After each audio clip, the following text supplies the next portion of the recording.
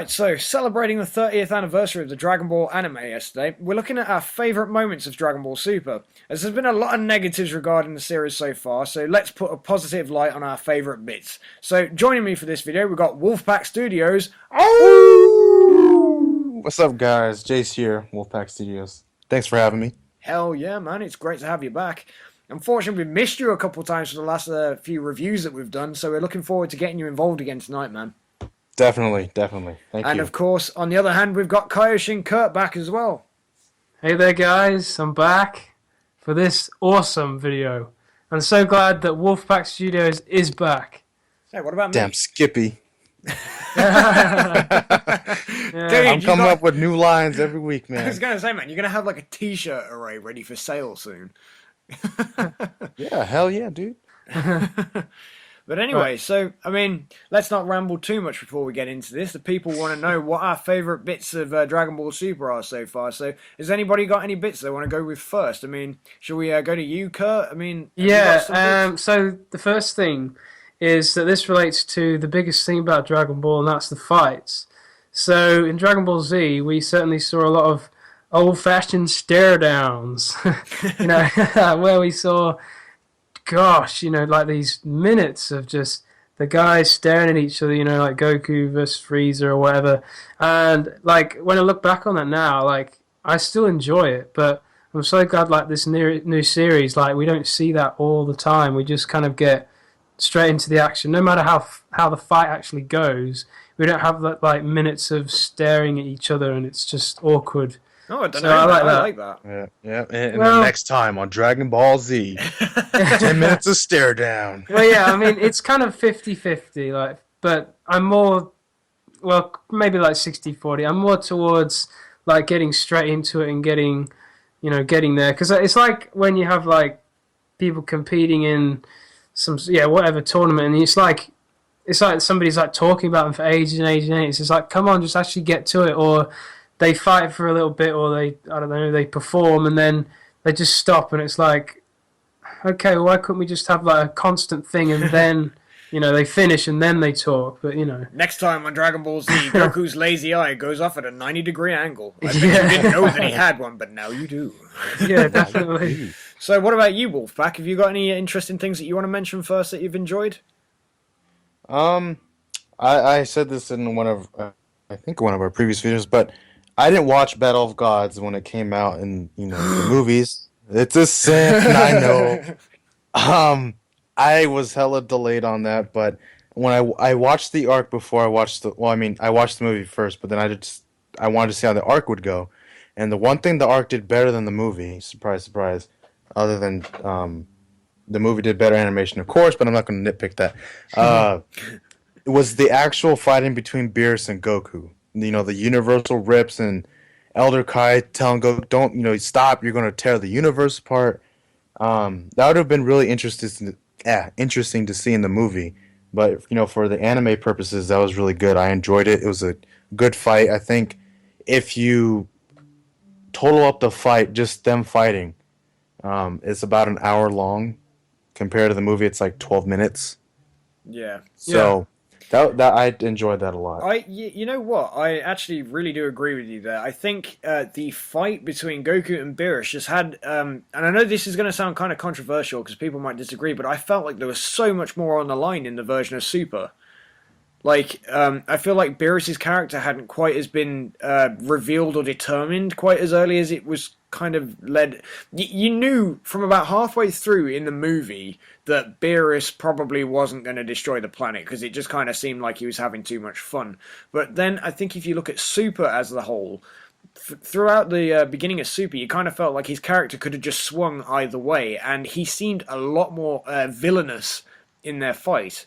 He seemed like the bad guy, like he didn't care. Yeah, he was an antagonist. He came Oh off, yeah, he was definitely a different Beerus to the film, that's for sure.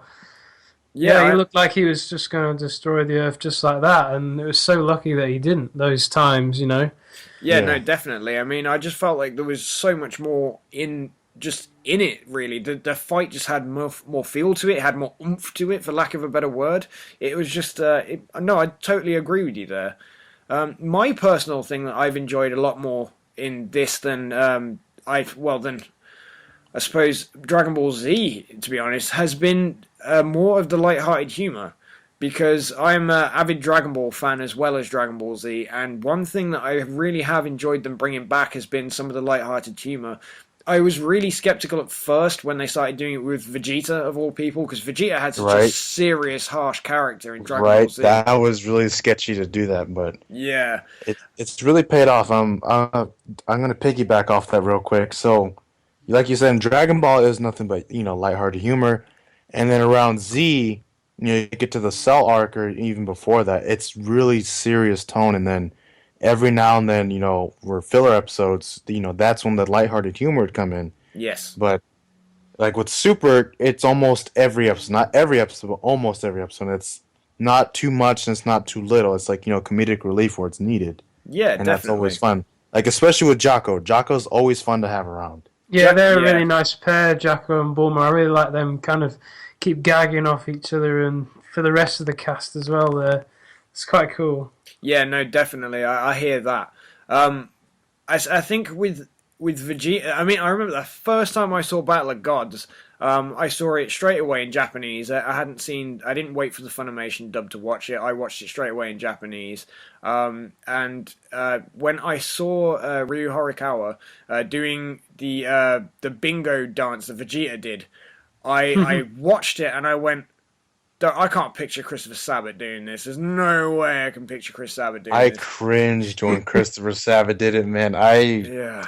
I mentioned in one of my earliest videos on my channel, but that's something you don't ever expect Vegeta to do. And at first it was really, please don't turn Vegeta into a clown, but now it's when Vegeta does it, that kind of adds more character depth to him. Yeah. So I it's a mean, good thing coming out of it. my favourite humorous bit with Vegeta so far, and I am not afraid to admit that I actually full on creased at the egg breaking bits Oh because they yeah. were making fun of his power being so strong that he couldn't break an egg properly.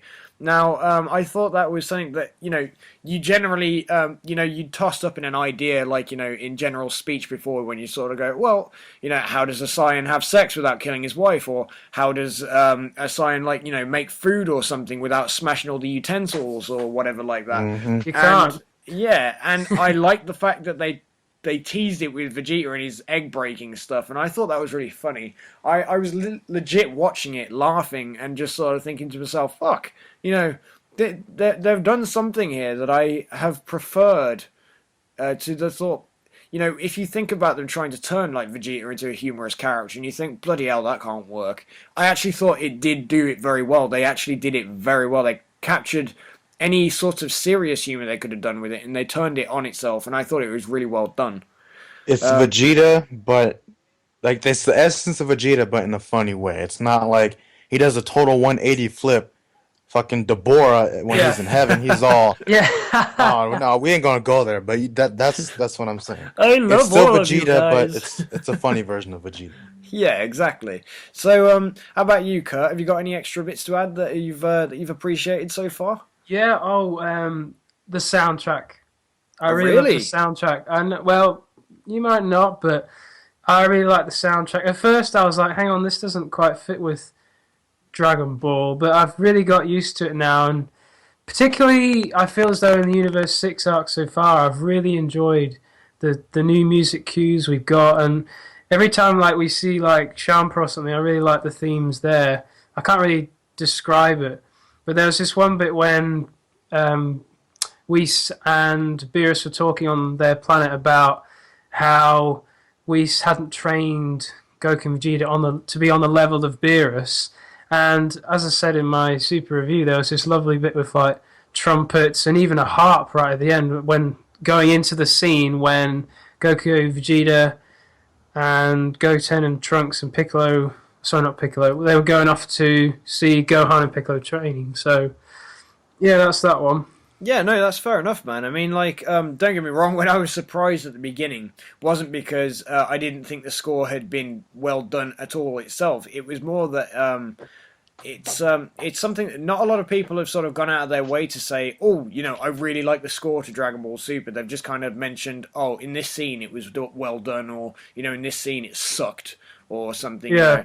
In this scene, it felt like a baby had fallen on a piano or something. It's just like it was kind of it's nice to see it get some sort of recognition for somebody, and it might not be to everybody's taste, but it's nice to hear somebody get something positive out of it, regardless.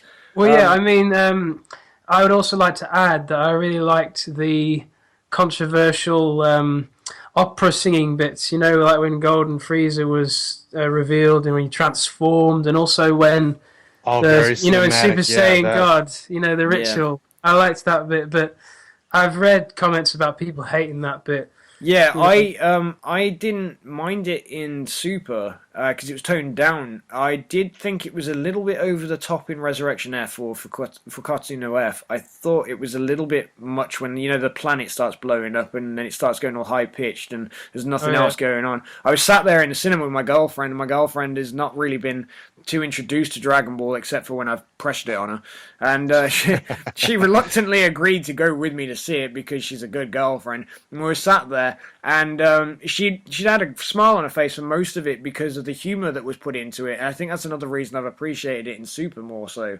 And then I just remember kind of like when it started getting all operatic, it got incredibly cheesy. It had gone from being very, very sort of toned down in the music. It was very much background music, and then as soon as it hit that, the music burst into the foreground, and it was all like the Yeah. Well, yeah, it is a little bit jarring, but yeah, at the same time, It's like for I like cinematic that. purposes. Yeah, and I Yes. like that sort of precedence and really like epicness with Dragon Ball. It feels like they're really trying to emphasize the moment, and I appreciate that. But I mean, there are good and bad ways to do that, but for the most part, I did enjoy it. So yeah. I there mean, you it's go. I think for a lot of us, a lot of us grew up on the Bruce Falconer yes, soundtrack. Yeah. So people were like, "Oh, I hope they bring Bruce Falconer back for it." I mean, it is good. I like Super Saiyan 3, Vegeta's Super Saiyan transformation, all these, the Super Boot track, the Cell theme, all of them are great. They're awesome. mm. And then when I heard Super was coming out, I'm like, okay, I wonder how the Japanese soundtrack's gonna sound. Is it gonna be similar to Z, how Japanese came out? Well, the So Shinsuke Kikuchi score with all Yeah. that's the a mouth. That's a mouthful. I'm not even gonna try to repeat that. Yeah. Anyway, um, Jeez. I'm honest. I'm honestly gonna say like I don't hate it, but I don't like really enjoy it either. It's one of those things where I'm okay with it. yeah. I like the intro. When they do the on the previous stuff, the dun dun dun dun dun. I like that Yeah. part. Oh yeah. And then Yeah, because it's the like tribute to Chala Head Chala, isn't it? Yeah. exactly. And I like like what Kurt said earlier, but I think it's Whis' music. The little I don't know I think it's a clarinet, but Oh yeah, Yes, yeah, it is yes. a clarinet. Yeah, definitely. I really enjoy that. It's like it fits Whis so well. Yeah, I And agree. when he's talking to Beerus and Beerus trying to be serious, and then Whis just one ups him. It's perfect for that. That moment, those kind of moments. Yeah. Well, Yeah, I on like the some well, of the Earth themes as well. Like when they're having a chilled family time or like a. Yeah, like Yeah. it's just it really sets the mood. So I also like like it's the not, eerie background music they stick in the background of Beerus's things sometimes, where it kind yeah. of sounds a little bit spaced and stuff. I think that's quite cool, the trippy Oh, sort yeah. of sound. Yeah, so it may not be Falconer, but it does the job for Super. So Yeah. Well, on the Uh, subject of music, then, before we move any further, what do you guys think of the opening and ending themes, plural? Because obviously there's been quite a few ending themes now.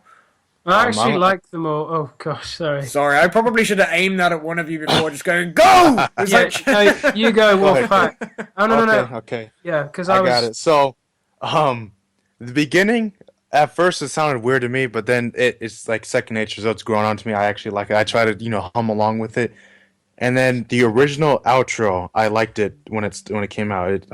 Really good. And then they switched it up, and now I don't like how they're switching it up every constantly. So I kind of Yeah. wish they'd bring it back the first one, but other Yeah, than that, I hello, like yeah. the intro. They have Yeah. changed it very frequently, haven't they? My favorite ending theme so far has been the third. No, sorry, it's the third one. The second one. Oh yes. Because the third one is now this the Sayonara one that I can't remember the name of it, but I know it's the one that is currently being shown. It's really sad, and I don't like it. Well, yeah, Yeah. I mean, I've kind of gotten used to it now, but yeah, at first I was like, oh my gosh, what is this? Why I mean, have they done this? I mean, I don't dislike it. Don't get me wrong. I just preferred the second one. The second one was a little bit poppier. I mean, I did like Hello, Hello, Hello. Don't get me wrong. I really did like it. I also like the fact it was purely instrumental. But the thing that I think just kind of stepped it up was I just kind of felt like it added maybe a layer of extra sort of interest into the second one myself. But again, this is all subjective, personal opinions. What about you, Kurt? Which has been your favourite so far? Definitely hello, hello, hello, because I could gladly just sing that in my own time, like blasting it out, like Yeah. hello, hello, hello, hello. Just like, oh my gosh, this is fantastic. Yeah. I've watched the music video on YouTube and been like, oh, I'm a Japanese like Justin Bieber in a band. Oh no! Come on. You had to drag him in here somewhere, didn't you? Yep. He's everywhere, even in Dragon Ball guys. Z, where those two worlds don't even mesh, and you found a way. Well, to go completely on the other scale of it now I know it wasn't in Super, but I loved and I know a lot of people did as well, but I also know that a lot of people weren't so fond of it. But I loved the Maximum the Hormone song, the Japanese screamo metal that they put in for the Frieza film. For the Frieza scenes in Fukatsu no F, his resurrection tank and stuff like that, and then the instrumental version they did through the Goku and Frieza fight towards the end. I thought that was unexpected. Was probably what made me like it so much, because I thought we'd kind of passed the days of them trying to be quite, for lack of a better term, maybe hardcore. I thought it was like, it made it go a lot more sort of tense and Yeah, brutal. definitely. And, Yeah, I mean, we've kind of missed a bit of that in Super so far. It's strange how, well, that's the thing. Would Dragon Ball Super be more popular than Dragon Ball Z in the end? I don't Probably think not. so. I But honestly don't think it will. No. But because the way I see Super is, it's Dragon Ball meshed with Dragon Ball Z. They're all grown up, everything's serious, but the humor's there from Dragon Ball. So Yeah. Yes. I mean, to be perfectly honest with you, when I look at Super, regardless of how it goes, like, if I'm going to just say this out there now, if Super continues to go the way it's going, and then it goes off the rails, and everyone's like, Super was terrible, Super's just as bad as GT and all this sort of stuff, and it gets as bad a rap as that. I know a lot of people already feel that it has done, but I don't personally feel it's quite as no. off the tracks yet. I think it's got quite a lot of redeeming factors to it. But even if that happens, they have created enough stuff with introducing the new characters, introducing the new scenarios, the transformations. They have done enough to create new games and what-if sagas and stuff like that to put into material so that other game developers and writers can put their own twists on the stories to maybe give us what we feel that we wanted through an awful lot of it. So whether Super Exactly, goes the way we want it, it can still do it even after it's finished. Yeah, absolutely. That's probably another thing that I'd say I really like, because it's not saying, well, this is like when they introduce new stuff, they could have just said, like, they could have introduced like a story which had very narrow kind of margins, so that nothing could else could come out of it really. But yeah, they've opened up this huge broad spectrum, so it's kind of like, even if Super ended, there's a possibility of something else coming up out of it. So well, regardless of how Super goes, if it's a total train wreck or if it's something awesome or if it's better than what, I mean, it's not going to be at the level of Dragon Ball Z. To me, I think it's better than GT, but not by a whole big margin. I would probably agree But even with something with GT, something positive came out of it. Got all the Budokai games, Budokai 3, for example. You get to fly around the world and you follow Z's line, but then you have these alternate routes to follow GT's line while still incorporating the lore of Z. That was exactly what I was hinting at. I love that. Yeah, so it's, even if Super goes off the rails, you got a bunch of another, like what you guys said, you have more games coming out, possibly, and all these what-if battles, and then more, I mean, I don't like fan theories a lot, but, more fan transformations and, what-ifs, and it's just really cool to think about. I mean, like, you know, a lot of people have said that they really enjoyed the extra lore that has been introduced since Super. So, Super has already done stuff that GT hasn't done. So, Super has already given more of a backstory to the Saiyans. It's already mentioned, you know, Planet Salad or Sidal, depending on what you want to go through, either the manga or the anime.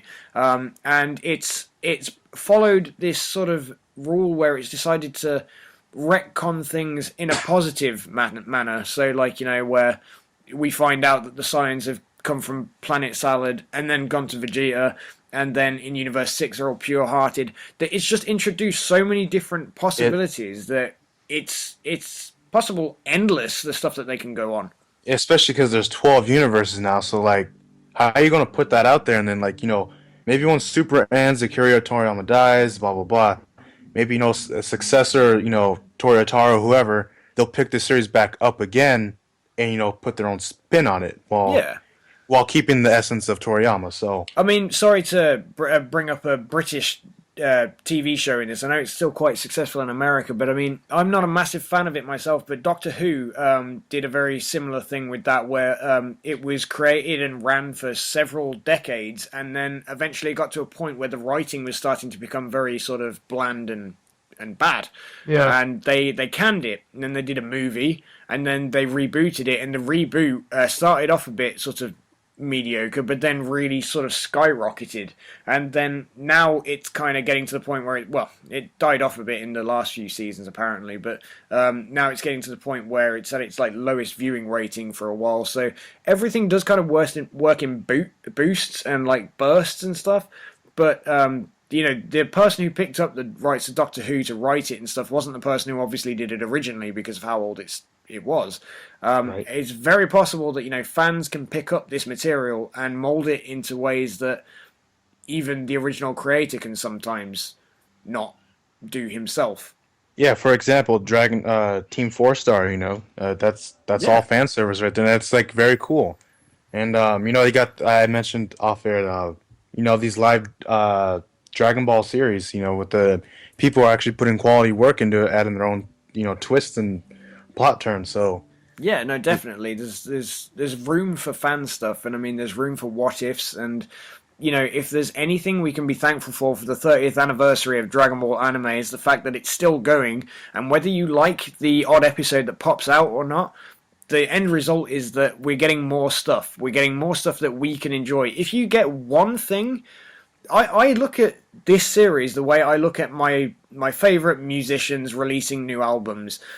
If my favorite musician releases an album and I get one or two good songs off that 11-track album, I'm happy because I got exactly. two good songs. And if I can pick out two good things from Super, I'm happy. So no matter what happens, it's a good thing. And that personally is my favorite thing about Dragon Ball Super, because you can pick out two things that you like, and that's good enough for the reason Super exists. Plus, we all, like, as soon as the announcement made last year, Super's coming back, we knew whether it would be good or bad, we'd still be watching it until it ends. Exactly. Oh yeah. That's how GT was, that's how this is going to be. So, like, yeah, it has its flaws, the animations, that's a whole nother video. I mean, before we wrap up and get out of here, are there any last-minute additions you guys want to throw in? Nope. Subscribe to Wolfpack Studios. Yeah, guys. My cheap plug. Wolfpack, help him out. Oh Christ, man! Like, you know what? I was actually going to give you a plug, but you tried to sneak it in. You didn't trust me. You fucking deal with that on your own, man. I'm gonna let the people who watch it know. Guess what? So, I don't know when JC started, Kanji. I don't know when you started officially, but I know I started before Curt. And Kurt's already leaps and bounds over me, and fucking JC over there, and over there in England, he's fucking Tagoma of this us trio and a lot of YouTubers. So I don't know where you trained with Golden Frieza, but you know what? I'm gonna train with Titanium Cell. So I challenge you with that.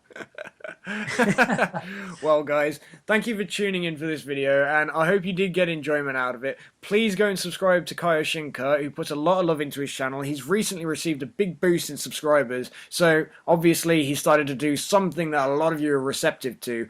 And aside from that, guys, go and check out Wolfpack Studios, because I almost forgot that time. That's bad. That's bad. Go and check out Wolfpack Studios. He's done so many videos and so many reviews over these times that it's such a raw and honest way of broadcasting his thoughts and opinions. If you like pure sort of off the cuff writing, you're gonna love Wolfpack.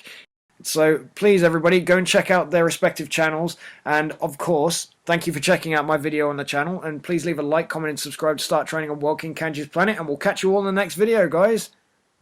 Bye! Bye.